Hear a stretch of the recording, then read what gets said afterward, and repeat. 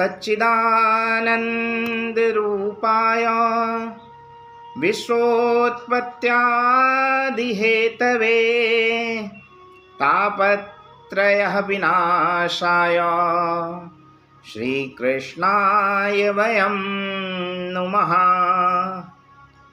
जय श्री राम मित्रों, आप सबका स्वागत है अपने इस YouTube चैनल पर। आज की जो वीडियो है उसमें कल से आगे की राशियां के विषय में बतलाने जा रहा हूं। कल तक की वीडियो में हमने मेष, वृष, मिथुन और कर्क इन 4 राशियों के विषय में चर्चा की। आज उसके पश्चात की अन्य 4 राशियां तो कौन सी हैं? सिंह, कन्या, तुला और वृश्चिक।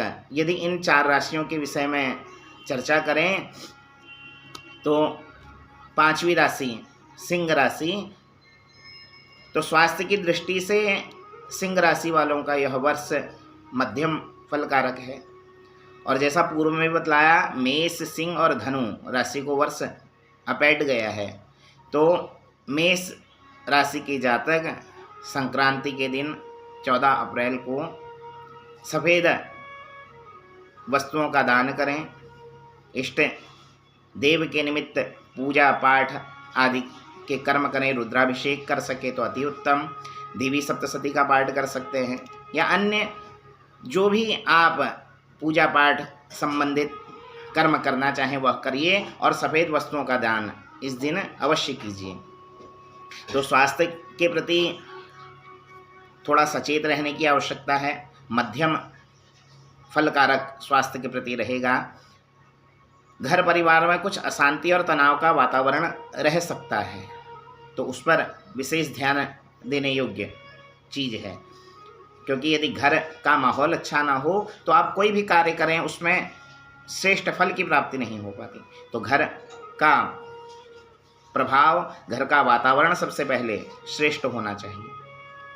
भूमि, भवन, वाहन आदि में किया गया निवेश लाभदायक सिद्ध होगा, तो इसमें आप निवेश कर सकते हैं। संतान के प्रति अच्छा समाचार मिलने की संभावना है। प्रगति होगी उनकी, उनसे कोई अच्छा समाचार आपको ज्ञात हो सकता है। और अपने अपने जीवन साथी के स्वास्थ्य का विशेष ध्यान रखें। पेट संबंधी, सर से संबंधी स्वास्थ्य समस्याओं से गुजरना पड़ सकता है उनको। राजनीतिक यदि क्षेत्र से जो लोग जुड़े हुए हैं, सिंह राशि के जातक जो राजनीतिक क्षेत्र से जुड़े हैं, तो उनके लिए भी कार्य में सफलता मिलने के आसार अत्यधिक हैं। प्रभु कृपा से, भगवान की कृपा से सब कार्य सिद्ध होंगे। प्रतिद्वंदी स्वतः ही दूर हो जाएंगे। शनि की ढैया इस समय सिंह राशि में चल रही है, तो उसके निमित्त शनि चालीसा का पाठ करें, हनुमान चालीसा का पाठ करें। ओम शं शनेश्वराय नमः इस मंत्र का जप अवश्य करें, जिसके कारण मन को कुछ शांति का अनुभव होगा। इसके पश्चात यदि दूसरी राशि कन्या के विषय में बात करें, कन्या राशि के जातकों का स्वास्थ्य के प्रति यह वर्ष प्रतिकूल रहने वाला है, तो स्वास्थ्य का ध्यान अवश्य दें। घर परिवार में प्रगति के अवसर आपके आएंगे, तो उन अवसरों का लाभ उठाना है। साहस एवं उच्च मनोबल से राजनीतिक कार्य भी सिद्ध होंगे और आप जिस कार्य क्षेत्र में हैं वहाँ प्रगति के अवसर आपको प्राप्त होंगे। भूमि, भवन, वाहन आदि क्षेत्र में किया गया निवेश लाभदायक सिद्ध होगा।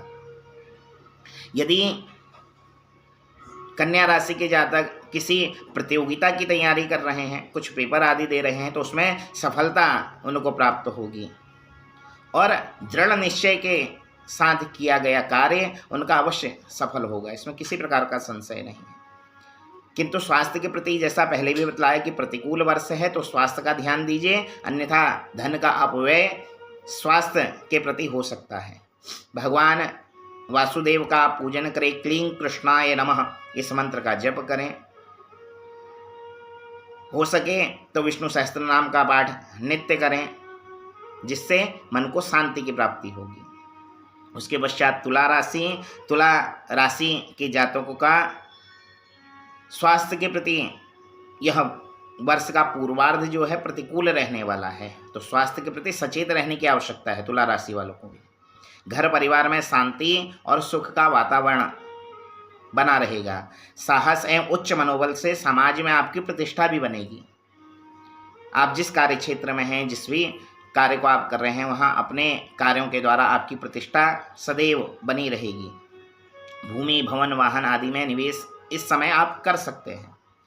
संतान के प्रति भी कुछ अच्छा समाचार मिलने की संभावना है, किंतु यदि प्रतियोगिता में जो जातक हैं तो मन में कुछ असमंजस चलता रहेगा कि इस कार्य को मैं करूं या ना करूं, किंतु यदि श्रेष्ठ ढंग से अच्छे प्रभाव से उस कर्म को किया जाए तो उसमें अवश्य सफलता मिलेगी।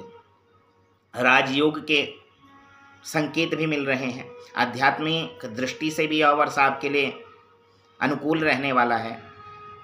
जो धार्मिक क्षेत्रों से जुड़े हुए व्यक्ति हैं उनके लिए यह वर्ष श्रेष्ठ रहने वाला है। मंगल का जपदान आप कर सकते हैं। हनुमान चालीसा का पाठ कीजिए, हनुमान जी का पूजन कीजिए, नित्य हनुमान चालीसा का पाठ कीजिए, जिससे स्वास्थ्य भी उत्तम बना रहेगा, मन में भी अनुकूलता बनी रहेगी। उसके पश्चात वृश्चिक राशि के जातकों के लिए यह वर्ष सामान्य बने रहने वाला है। घर कुटुंब परिवार में कुछ क्लेश अशांति का वातावरण रह सकता है। साहस मनोबल एवं भक्ति से आप प्रतिकूल परिस्थितियों को अपने अनुकूल से कर सकते हैं, इसमें कोई संशय नहीं है। भूमि भवन वाहन आदि में किया गया निवेश लाभदायी होगा। इस वर्ष निर्माण और पुनर्निर्माण का कार्य हो सकता है। यदि किसी के भवन बनने का कार्य है तो वह हो सकता है, अथवा कोई इसमें पुनर्निर्माण भी करा सकते हैं, किंतु संतान के पक्ष से थोड़ा चिंता का समाचार मिल सकता है। स्वास्थ्य का ध्यान रखिए संतान के प्रति, उनके रोगों पर कुछ व्यय हो सकता है, किंतु जीवन साथी का सतत आपको सहयोग मिलता रहेगा। कहीं आप किसी पद पर हैं, किसी शासकीय पदभार आपके पास है, तो उसमें सफलता के इस समय योग बन रहे हैं। जहाँ भी आप नौकरी आदि में हैं वहाँ उन्नति के अवसर आपको प्राप्त होंगे। हनुमान जी का जाप नित्य करें। लाल वस्तुओं का यदि हो सके तो दान करें, क्योंकि कलयुग में कहा गया हनुमान साक्षात कलयुग के देवता हैं। और शनि ने भगवान हनुमान जी को कहा है कि जो आपका सतत ध्यान करे, चिंतन करे, मनन करे, उस पर मेरी कुदृष्टि नहीं पड़ेगी। दृष्टि तो पड़ेगी, किंतु उस दृष्टि का अनुकूल प्रभाव होगा, प्रतिकूल प्रभाव नहीं पड़ेगा। तो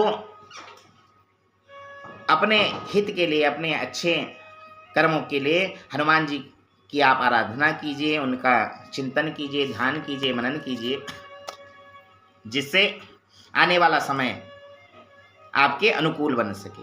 तो आज की वीडियो में इन 4 राशियों के विषय में हमने चर्चा की। कल पुनः इसके पश्चात अन्य राशियों के विषय को लेकर आप सबके सम्मुख उपस्थित होऊंगा। यह शक्ति आराधना का पर्व इस समय चल रहा है, तो माँ भगवती परम्बा का हम सब ध्यान करें, चिंतन करें, मनन करें। जैसा मैंने पूर्व में भी बतलाया, यदि संपूर्ण पाठ ना भी कर सके तो देवी कवच का आप पाठ कीजिए, कुंजिका स्त्रोत्र का आप पाठ कर सकते हैं, वह विशेष फल देने वाला है। तो यह शक्ति पर्व आपके जीवन में सुख, समृद्धि, ऐश्वर्य आदि को प्रदान करने वाला हो। यह सिद्धार्थी नाम का जो संवत्सर है, वह संवत्सर आपके सब कार्यों को सिद्ध करने वाला है। इसी मंगल कामना के साथ आज की वीडियो में इतना ही। पुनः आगामी किसी नई चर्चा को लेकर आप सबके सम्मुख उपस्थित होऊंगा। तब तक के लिए आज की राधे राधे, जय श्री राम, हर हर महादेव।